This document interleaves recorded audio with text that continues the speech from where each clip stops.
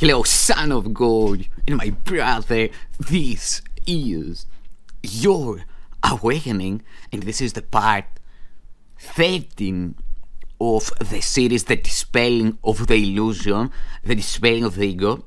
Say my mind, and you don't die. Practice all these thoughts. Practice. Do step by step everything that is being shown to you, so you can get your mind back, so you can dispel the illusion and awaken to your true self.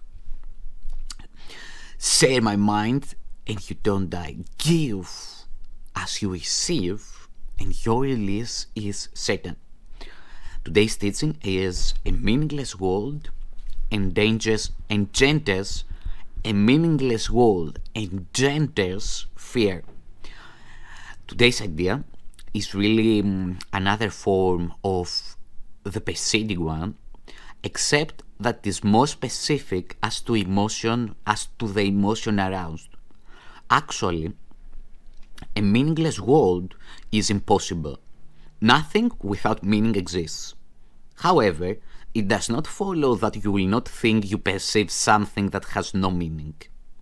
On the contrary, you will be particularly likely to think you do perceive it.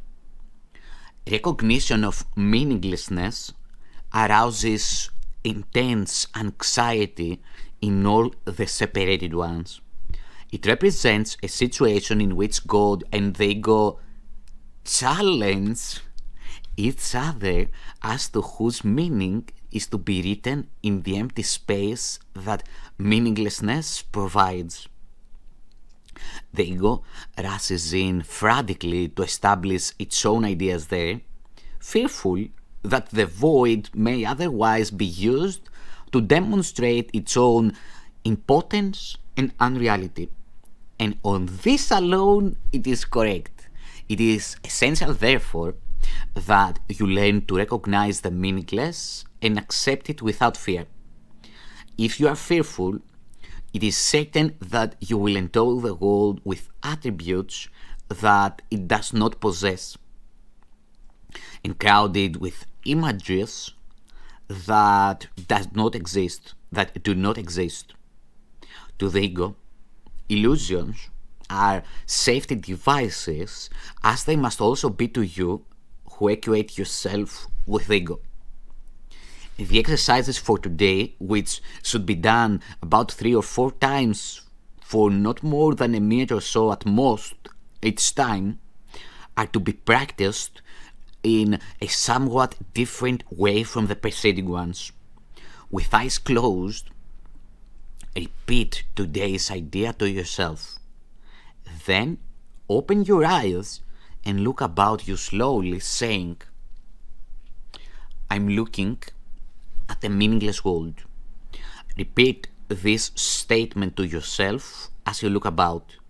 Then close your eyes and conclude with, a meaningless world engenders fear, because I think I am in competition with God. I repeat, conclude with, a meaningless world engenders fear, because I think I am in competition with God. You may find it difficult to avoid resistance in one form or another to this concluding statement. Whatever form such resistance may take, remind yourself that you are really afraid of such a thought because of the vengeance of the enemy. You are not expected to believe the statement at this point, and will probably dismiss it as preposterous. Note carefully, however, any signs of overt or covert fear which it may arouse. This is our first attempt at stating an explicit cause and effect relationship of a kind which you are very inexperienced in recognizing. Do not dwell on the concluding statement, and try not even to think of it except during the practice periods. That will suffice at present.